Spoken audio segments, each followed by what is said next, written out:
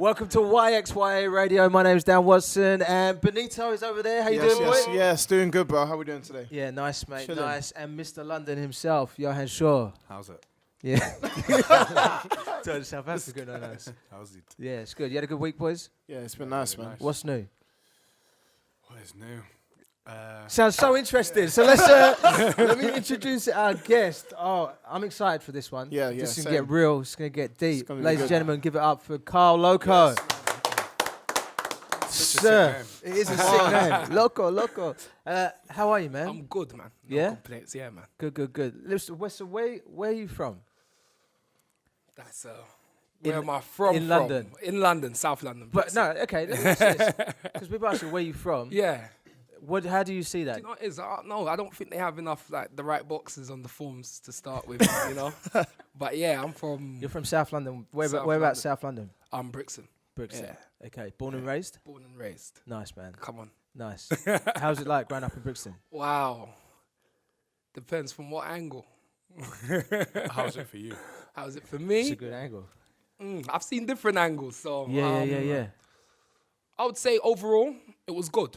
Okay. You know, it's a part of me today. Yeah. You know, I'll forever be a Brixton boy, even at the age of 90 by God's grace. Yeah. Definitely exposed me to a lot. Okay. Yeah. So, especially the estate I grew up on. Yeah, I saw a lot. You know, also. Okay. Yeah. Let's get straight into that then. Yeah. Let's because we could talk like. I'm trying to tread We could talk lightly. surface. for ages, but let's get into it. Yeah. You grew up in Brixton. How old are I you did. now? I'm 28. You're 28. Yeah. So you grew up in Brixton when Brixton was Brixton. Yeah, without the coffee culture. Without Right? the hipsters, without the hipsters. So what was it like? You know, you're telling us he's the man that made you now. Yeah. What's it like? I'm reading here. Karl Lokko is a former gang leader, not just in a gang, but you was a gang leader.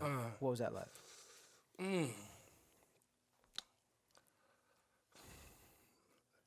I have to try to. How did it start? Yeah. How did you find yourself there? You know, it's environment. I'll definitely say environment was a huge factor. Yeah. You know, like I was being mugged repeatedly. That was normal. You know, my brother was being mugged. That was normal. My mother's car was being broken into repeatedly. That was normal. You know, I was in a constant state of anxiety. You know, going to and fro from the shops, to and fro to school. So when you say normal, You know, like how often is this That happening? was an attempt, Yeah. maybe daily. Seriously? Yeah, absolutely. Wow. You cannot leave your house without that harassment of where you going, what's the time, and then you might use your phone to tell the time, and then your time and your phone's gone. You know? So, like, yeah, I was, like, I don't think I had a bike that was bought for me by my parents growing up that wasn't either taken from me eventually or attempts, you know? So how did that make you feel? Yeah, it made me feel powerless, if I'm honest, you know? And I would be able to tell by what sort of knock my brother was knocking on the door, Yeah. whether he was, you know, under hot pursuit. Yeah, I could tell. Like, if the door knocked in a certain way, I know that I can't walk casually to go and open it. I got a dart over there opening, let him run into the sanctuary and close the door, you know? And so this is what it was constant. like growing Yeah, up for you. constant. So to gain power, Yeah. is that kind of was that the process? Yeah. I feel powerless. I feel So powerless. The next step is I feel afraid. because like what Dan says, it ended with gang leader, or that was at that time that's what it Yeah. was. So you Yeah. obviously went from the bottom to Yeah. So how did that happen? I kind of banded with those, you know, like attract like. You know, I would see those that were also kind of vulnerable, scared, wanted to be to a level immune. And I kind of said, all right, you know what, we're scared. We might as well be scared together. Yeah. And then if we're scared together, we're not as scared as we was individually.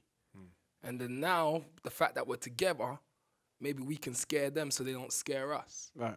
You know, and that's how it started. And that started when I was about maybe, 12. I started trying to make my first gang.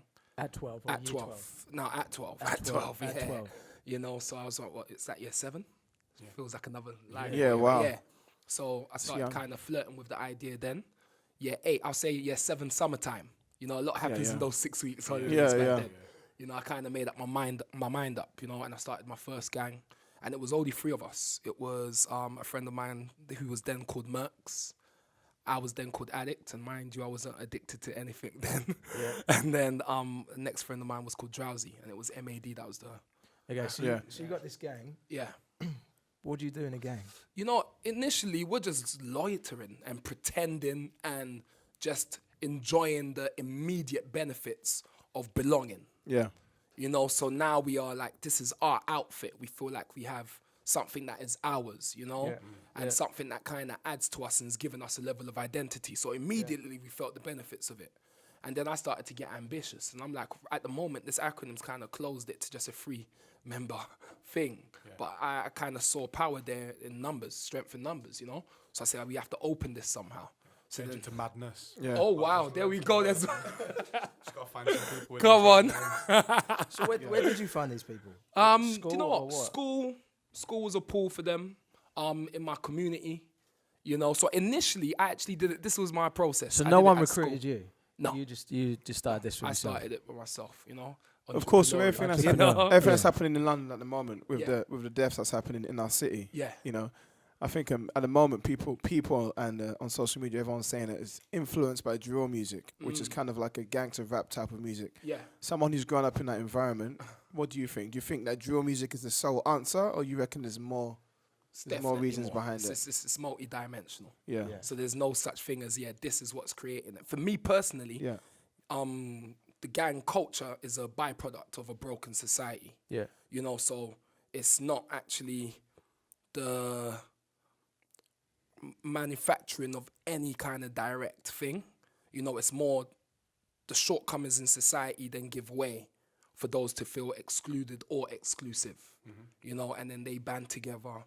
And then obviously as you band together, you kind of police yourselves and then things. But it can help to fuel that. I would say that. So tell me about one of the worst days. Wow. one of the worst days of being in a gang. It will have to be the days where friends leave. Yeah, right. Yeah, absolutely. Explain that. My first friend left actually by my side. You know, he was murdered right next to me. It was about 2 days before my GCSEs, our GCSEs. Wow. You know, and just watching the blood leave his chest at a rate that's knocking his white T-shirt in the air kind of lets you know that life's real, you know. And you would have thought that maybe that had kind of would deter us or, you know, put the fear of God in us or anything. But it just made me more angry, made me and my friends more kind of like, I said, yo, this happens because we ain't got enough of this. We need more guns, less mercy, you know, just keep it tight, you know. And it just kind of it was a reason for rage, you know. Yeah. And then next friend left. He actually left me, and this part is divine, and you know, some are lambs, you know, and by his actually leaving is why I haven't left the fold, and that was because we were at loggerheads with some young men across the road who, mind you, when we were younger, they were my very close friends, but now everyone wants to be the big kind of honcho. Yeah. So that's everyone in the area. So you grew up in the same environment with everyone. Environment. Brixton Boys is. Yeah. We were, when I was starting up, we were like an outfit. Yeah. You know, we might go and kind of terrorize Crystal Palace for the day at a house party or Clapham Junction, you know, but it was an outfit. Like Summer Leighton, Angel Town, Mitesville Estate, you know, Loughborough, we all kind of band together, you know, if we're going. But now it's become civil war, you know, and the young men that I was actually playing Knockdown Ginger with is like, we want to knock down their ginger, you know, and all the rest of it, you know, so... it's obviously we were doing what we do. Yeah. So that was happening. So you going to say one of the darkest days is when you're seeing your boys leave. Definitely. There's nothing worse than that. But you're saying that didn't deter you from being in a gang. It just made you angrier. At all. So it was like you're sitting next to us now. You're not in a gang. No, I'm not. You actually, absolutely technically. Oh, you. Yeah, I'm still a gang member, definitely. Okay. But you changed your life. Yeah. Completely around. Different gang. So what was the thing that did deter you? Love. Yeah, definitely. And a true love. Truth. I'm a truth seeker. Tell me how you experienced that true love. Yeah, was it one moment? Was there Nah, no big bang for me. Okay. You know, I was doing what I was doing not to no longer be cool or even to feel safe. because I had kind of transcended that. You know, I had now become what I had aspired to be. Yeah. You know, and now the only reason I'm carrying X across the road to do Y to you is because that's the protocol. I love my brother. You've shed his blood, we must shed yours. You know, so I'm not carrying 5 years and a year for every bullet to be cool. This has gone beyond that. I don't even care if anyone knows we went. You know, this is because I love him. You know, and because you have offended him and you've done this to him and you've harmed him, now because my love is now propelling me to do something hateful to you. You know, and that was my definition of love. Okay. So when I realized that those that I love, I'm actually helping and aiding their destruction and my own destruction, then true love then disarmed me without disarming me, if I'm making sense. Yeah. So when was that? When was that? And what is true love to you? That was definitely through the vessel for that was Pastor Mimi. Her son was my right-hand man in the gang that we were in. You know, Wow. He was just as heavily involved as me. You know, she was unaware. She's an alien to the lifestyle.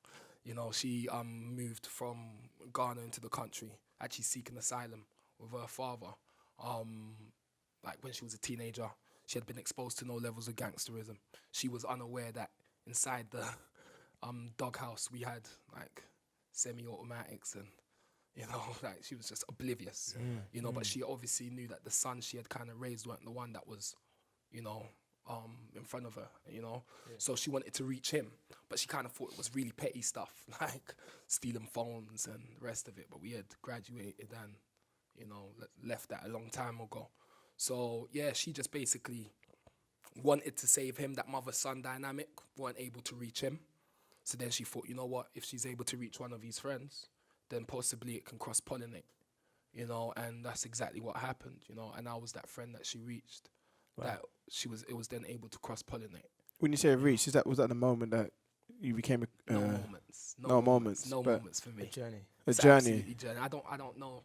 That's what I'm saying. I don't really have the same walk as, like renewed spiritually. That has nothing to do with my mindset and what I'm doing and how I'm living and where I'm at. You know, I'm still like, when I rededicated my life to Jesus, I was still in possession of X and Y and Z. So what brought about that change then? Like what brought about that change for you? Because you said when you were Christian, you're still involved in it. So how did you? Do you know what? It was, I would say, I believe in deliverance. Yeah. You know, I've undergone a level of deliverance myself. And that can look like a word that you receive that just changes the way you think. And now you're thinking differently. So whereas before, I remember I would be in my friend's basement. I would have just kind of met the plug. I would have, let's say, a couple ounces here, and I'll be bagging up whatever food I am. I am not seeing drugs. I'm only seeing money. I couldn't see the drugs that others were seeing. This was cash, you know. So I would have that kind of money, payday sort of vibe. Yeah. You know? How much money was you making? Oh no! I wasn't there for that. How much money can you make is different. How much money was I making is we're all there for kind of different things. Okay. You know, at that point, obviously that got tainted because now I started to see it. It's no longer money, but making a living of other people suffering. And that's part of the mindset that kind of changed. And then I was delivered from that. But in terms of like money, I had a couple workers that would maybe bring me in maybe $350 a day, which is not huge money there because that's obviously profit is sanity, revenue is vanity. And that's obviously part of the re-up. You know, it's $350 a day. That's not a lot of money. But then I got friends that's making $10K a week. You know, it all kind of depends on what it was. But I just kind of liked action. Yeah. You know, I just liked violence. I just liked leaving my house and not being certain I'm going to make it home. I was kind of more addicted to the adrenaline aspect of it. Yeah. That's really interesting. Yeah. So obviously, this is your teenage years, all that kind of stuff. Your friend's mum sort of pinpoints you. Yeah. Gets you on that. Not only me, but I'm part of that. Friends, and then gets you on that journey. Yeah, of absolutely. Of finding Jesus. Yeah. And just who you are in Yeah. Jesus. Yeah. And then so we get to now. You're 28 years old. I am. And what's different? Oh, everything. Everything. I'm married, you know. Yes, man. When did you get married? I got married like million obviously- hits. Yeah, on it's YouTube. ridiculous, amazing, right? man. Yeah, That's it's, incredible. yeah, man. It's Where did you awesome, meet? man. Where did you meet your wife? I actually met her at church. All right. Yeah, so I didn't know her prior. You know, up to this day, I'm certain she knew of me. Yeah. But she's keeping up the charade. I mean, you're quite hard to miss, bro. 6'5". But yeah, no, we met at church. Cool, kind of had a friendship, started hitting it off, and yeah, rest is history. But the fact I'm married is like, yeah, that is in itself. If you know, you know. Like to be married today doesn't make no sense. Yeah. You know, also like to be in the situation I'm in doesn't make sense. You know, I've been very fortunate, very blessed. I travel the world for work. You know, I'm friends So with... what's work?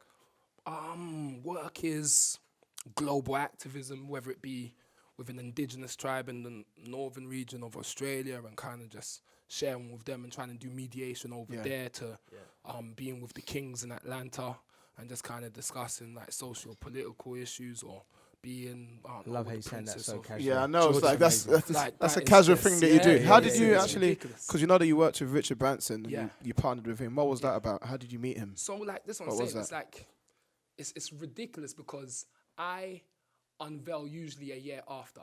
Right. So I tend to I'm very kind of like I'm very African when it comes to giving birth. So I tell you when the baby's telling you. Until it's showing, I don't really tell you much, you know. So I had been doing things behind the scene philanthropically with the Bransons for about a year before I'd made my first post and kind of said, here I am, you know. And me with the Bransons, like how I like to live life is purpose, and purpose is me. So if you're a part of my purpose, you're a part of me and being, you know. So these guys are actually like my family, you know. Like Sam Branson, Richard's son, is my brother. His son is my godson. You know, that's not like it's not just work related. Yeah, You wow. know, but yet we work together because it's a purpose thing. You know, so yeah, and even just that,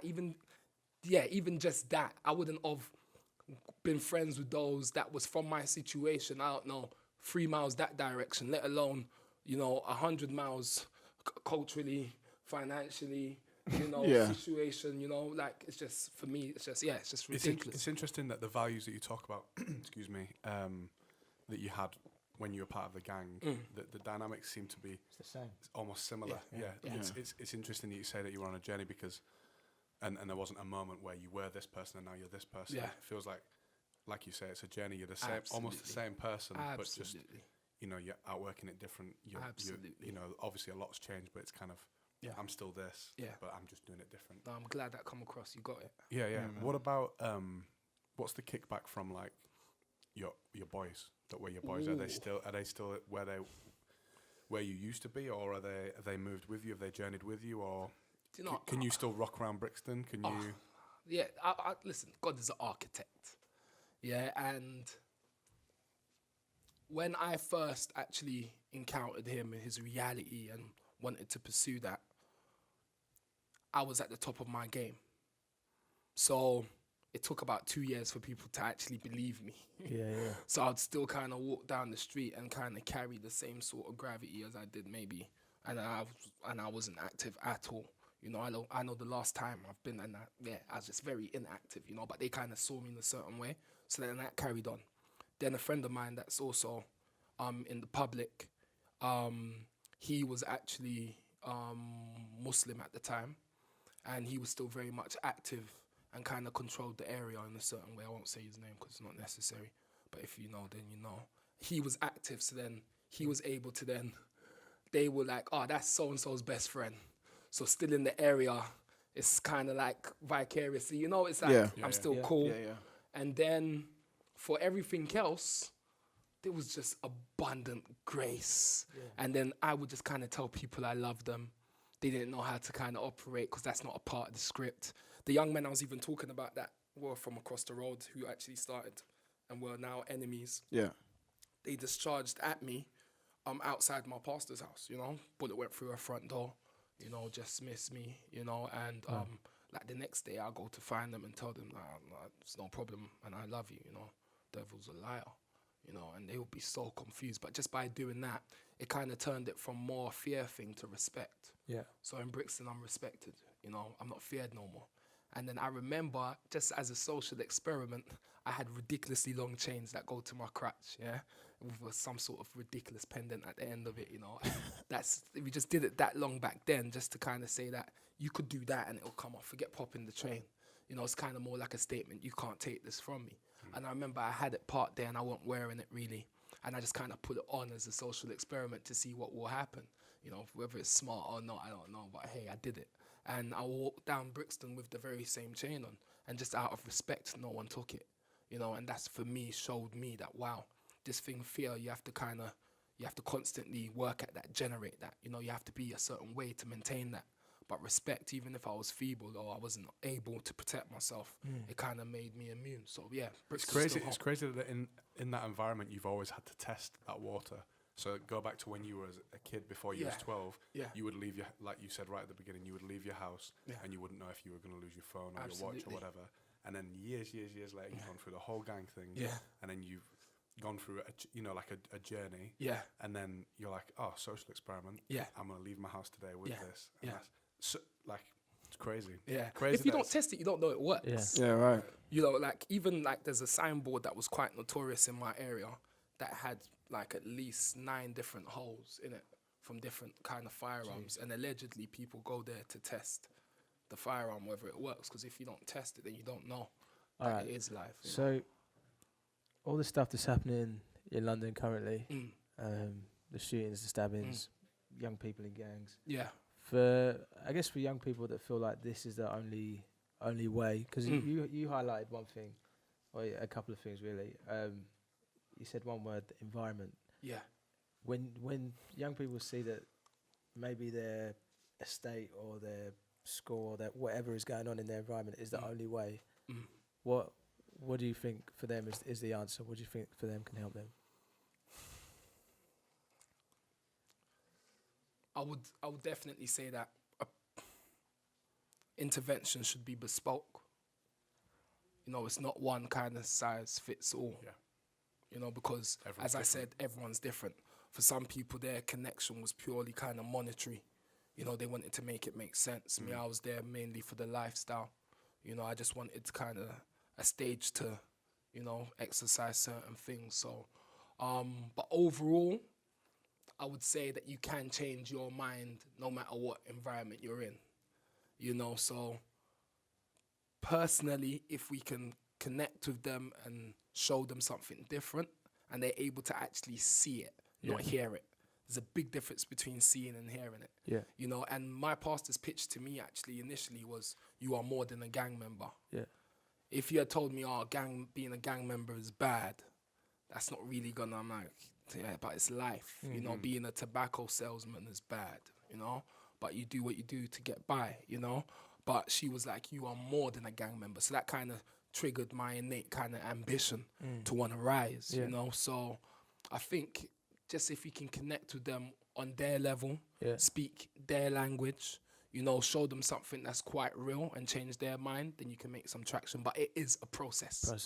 So I was living with my pastor for maybe 3 years. Yeah. And I would do things in that journey that you would see me and be like, there is no way you're saved. Absolutely. They'll be like, it's impossible. I would, of prior, did something, and by the grace of God, no one left. Everyone's alive and, here. But I would do something that would see somebody in the hospital, and while they're on the hospital bed, I will be praying that they don't leave. Ridiculous conflict and contradiction like that, So, it weren't straightforward. So I feel like time, space, and connecting with them on a personal level that is kind of bespoke to them. Yeah. So your pastor must have been an amazing... Oh, she's still an amazing... She's a force of brilliance. She's different. Different. Good. Yeah. So I think the church is the answer. I mean, Jesus is the answer. I think his church is the answer, because that shows everyone, no matter what background you come from, there is a different environment. Agreed. If the people in the church rise up, then there are role models that can have proximity to people. Yeah. And the church can provide opportunity for people as well. Absolutely. It's all there. All the I love that. I love that you're a elements. testament of that. Thank you for being Bro, on the that was show. Give it amazing. up for Thank Karl you, bro. Lokko, everyone. We're here, man.